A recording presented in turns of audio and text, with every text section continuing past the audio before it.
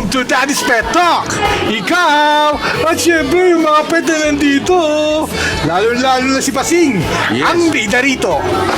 Paano ako? Syempre sir, pwede mo bakit pakilala ang iyong sarili kahit kilala ka ng mga kapetok natin at ang mga pet community dyan. Ako po si Lester sa Paandad at Pinoy Dog Whisper, ang inyong gabay sa pag-aalaga ng aso. Yun o, sir. Pwede ba, gusto-gusto ko itong itanong sa'yo eh. Oh, Sir, ilang taon ka na nagka-pet at ano ang una mong pet? nung 7 years old ako, gustong-gusto kong mag-aso. Hindi ako binigyan ng lolo ko kasi responsable daw ako. But my first pet was a Labrador when I was 13 years old. So 7 yung years Labrador old? Labrador na yon, nangagat, galit sa pusa, galit sa tao, galit sa ibang aso. 7 years old ka talaga, sir? Takang napakabata mo nun ah. 7, oo, gustong-gusto ko. Pero nakuha ko lang siya nung 13 na ako. So sa journey mo naman ng pag-train, paano ka napunta rito? Paano ka nagsimula?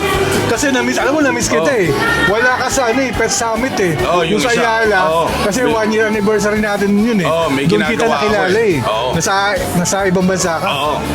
So yun, nasa ibang bansa ako dahil ako po ay nag-aaral sa Washington and katatapos ko lang ng Applied Animal Behavior. So talagang gusto kong may mga pag-aralan yung mga hayop and yung mga animals kung paano sila nag-iisip. But nag-start to when I was 13 kasi nga yung Labrador ko ay hindi mahawakan. So ang sinabi ng lolo ko, if hindi mo kayang paamuhin yan, huwag ka nang mag-alaga ng ibang hayop next time. So yun yung nag-push sa akin para pag-aralan yung ugali ng mga hayop. Yun, kaya alam nyo na ha. Ito, ano mga pinaka-common na problem behavior ng mga pets natin na-experience mo at nahawa ka mo na? Naku, ang pinakamatindi dyan, galit sa ibang aso, galit sa pusa, yan yung matindi. Tapos yung tahol ng tahol kapag dadating si Shopee o kaya si Lazada. Okay, yan yun. But hindi naiintindihan kasi minsan ng mga dog owners na what they're trying to solve is yung pagtahol. Pero ang dapat sinosolve natin yung rason kung bakit tumatahol. Ganun yun. So Lester, totoo ba yung mga kasabihan na there's no bad dog, only lack of proper training? Ano po ba masasabi mo rito? Oo, totoo yun. Kasi I've been doing this ng almost 2 dekada. Tapos nakikita mo na ang kailangan mismo mag-adjust sa handling skills, sa training, and sa pag-intindi sa mga aso nila ay yung mga dog owners. Kasi kapag naintindihan nila and nagawa nila yung mga assignment nila sa akin, they will have a way better relationship. Yun. Sir, ito, ano ang number 1 advice mo? Lalo na, mga dumarami na ngayon yung mga first-timer na for parents po, sir. Oo. Para sa akin, research regarding how to train the dog, regarding the breed of the dog, and also, you need to focus on communication with your dogs. Hindi ka maintindihan ng aso and hindi mo maintindihan sila if you don't know how they communicate. Diba? Tama Bonding, kailangan yan. Yun. Sabi ko nga, lahat nagsisimula sa tamang, sa right kind of love. Kung ang pagmamahal mo ay parang pang-spoil lang o kaya pa-cute lang, then don't expect na you will have a better bonding with your dog. Ako I have a better bonding with my animals because pinapractice ko yung mga gusto nilang gawin. Okay, wala kang problema kung tumakbo sila sa putek, kung halimbawa maglaro sila, gumulong sa damuhan, because that's natural for them. And when I give them the natural things that they do, na fulfill nila, happy yung buhay ko. Ito pa, Sir Lester, ha? Oh, Kailangan po ba dapat simulan ng training ng puppy? Anong edad dapat? sa puppy, to tell you honestly, wala akong right age. Ang sa akin ay, the moment inuwi mo yung aso sa bahay, yun yung simula na ng training. Hindi age yung pinag-uusapan, kundi yung time na nakasama mo siya, doon pa lang, training na. Sir, sa pag-handle ng mga dog, sir, sa sobrang tahol, makulit at aggressive, paano mo una ginagawa mo dyan? Normally, tinitignan ko ano yung root cause. Meron kasing mga asong tumatahol dahil takot sila, may mga asong tumatahol dahil galit sila, or may mga asong tumatahol dahil maligalig sila. So, depende kung ano yung rason, yun yung i-cure ko. Kung takot sila, bibigyan ko sila ng kumpiyansa. Ibig sabihin, kailangan nilang mas gumalaw and mas maging confident. Kung maligalig naman sila, I will ask them to focus on something. Tapos kung halimbawa naman medyo push forward sila, ang gagawin ko, I will ask them to stay in a certain place. Nakita nyo, mga tropa babes, pare-parehong tahol ang problema, pero iba-iba yung cause, iba-iba rin yung solusyon.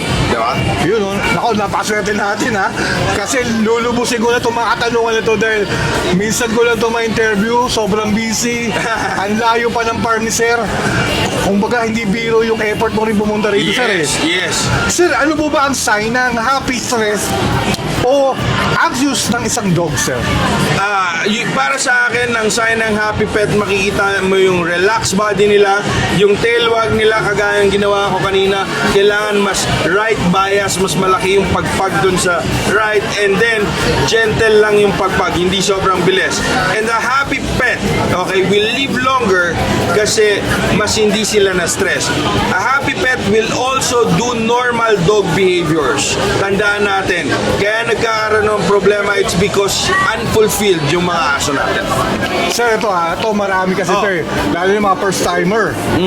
Sir, ano po ang mga biggest mistake ng mga pet owners pagdating sa pagpapalaki ng mga dogs sila, Sir? Na akala nila na yung mga yung mga behaviors na ginagawa ng aso ay ini-interpret nila na parang bata. 'Di ba? Aminin natin lahat. Dogs are dogs. We need to respect and understand them being dogs, not being human kids. Okay? Alam ko, sobrang mahal ko ng mga aso ko.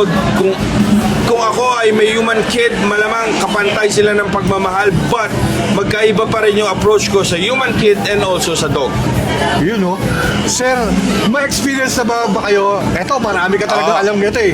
Akala ng owner, imposible nang matrain. Pero nung nahawakan mo talaga, di ba?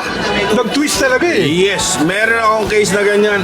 In fact, I can still remember that case. That's my record. 13 years old na Japanese Spitz na kinagat na yung buong pamilya. Pagdating ko, sabi nila agresibo, nakita ko matatakotin sa sound, inayos ko. After a couple of hours, okay na yung aso. So, kailangan lang talaga maintindihan yung rason. Sir, kung may isa kang tip na para itatax sa mga pet owners na parang pangalagaan nila yung mga pets nila, ano po yun, Sir? Dahil nagsimula kayong mahalin yung mga animals niyo, yung mga pets nyo, kayo ang dapat maging gabay Yun. ng inyong mga alaga. Okay. Thank you. Teka lang, Sir, may isa pa. Kasi meron pa ba? pinurutan mo si Gabay, eh. Oo. Sir, paano nagsimula? Nagkaroon ng Gabay? Yung gabay kasi, kaya ako Yan, oh. itong gabay na to, sinimulan ko, tandaan nyo, Yan. ang tawag lang nating mga Filipino sa tali ng aso ay tali and kadena. Parang sobrang negative. So ginawa ko yung pangalan na gabay para mas maging guide siya on proper and responsible dog ownership. So ngayon, kilala siya, Siyempre. ang gabay. And At syempre, siyempre to. partner yan, yung treats ni Tatang. Yan. ang ginagamit ko pag train ng mga aso. Sir, isang tanong na lang, ha. Oh. Saan ka na-inspire dito? Bakit mo talaga to, itong talaga to na ibinigay mo at ibinahagi mo na rin? Kung ano yung sekreto mo, ito na yun, eh. Oh, ito, nakikita nyo man lagi videos ko, ito gamit ko. Yung treats ni Tatang, kaya Tatang yan kasi yung husky ko, sobrang hirap siyang pakainin ng treats. Parang, so nag-research ako kung ano yung most natural, all natural, tapos walang preservatives, ginawa ko to. Ako nag-formulate nito, wala tong preservatives. Tapos nagustuhan niya, doon ako nagsimula na, kahit sinong aso malamang, magustuhan to. Tapos, yung gabay naman, ginawa ko to, ako, ang pinakaunang gumawa ng leash na may free video tutorial. Yun. Ayaw ko kasi nagagamit yung mga dog owners ng tool sa aso nila na hindi nila alam paano gamitin. Correct. Okay? So, ayan, available to sa Shopee. Okay? Yan, oh. Sa Shopee, TikTok, bumili na kayo Yan, nito. oh. Okay? Sir, last message sa mga kapetok natin, sa pet community, o meron kang gustong pasalamatan dyan, Sir? let's always let's always respect the animals because that is a reflection of our humanity. Sir, siyempre itong yung Daddy Wax. Daddy Wax! My pleasure, sir, na si Sir Lester, na idol ko, habang pinapanood ko kanina. Grabe. Nanonood ka kanina? Siyempre, habang pumapalakpak yung mga tao doon, sa ginagawa mo na natitwist mo isang bagay, yung hindi mo alam ko sa stage ka, hindi mo maririnig yung palakpak eh. Pero yung Matindi tao, ba? Matindi? Yes, sir. Iba talaga yung ngiti. Sir, iba ka talaga. Nakita mo ba nag-transform sa stage? Correct! Kita mo naman. Walang daya yun. Walang daya. Live. Talagang volunteer na pumunta. Oo. Ang masarap pa doon, mayroon siyang binigay na giveaway kasi. Yun, no? Syempre. And dahil nandito ka na rin, Daddy Wax, syempre, bibigay ko rin sa'yo Uy! ang gabay na to. And Sir, ang di ko treat to si hininga. Tatang. Sir, Bakit? Lester, ang Danbuloy Dog Whisperer, ito po si Daddy Wax ng Daddy's Pet Talk. Dahil ikaw, Sir Lester, siyempre yung mga pets mo dyan, sa susunod makikilala ko yan, personal, at Yes. siyempre si Pasi. Yes! Thank you, Daddy Wax! Sa Daddy's Follow Pet me! Talk, ikaw at ang pet mo, ang bida. Yes. Thank you, sir. We've got it all. Daddy's Pet, where love stands tall. Kapag mayagang, cute at happy, dito sa Daddy's Pet, your family. Dog or cat, maliit o malaki.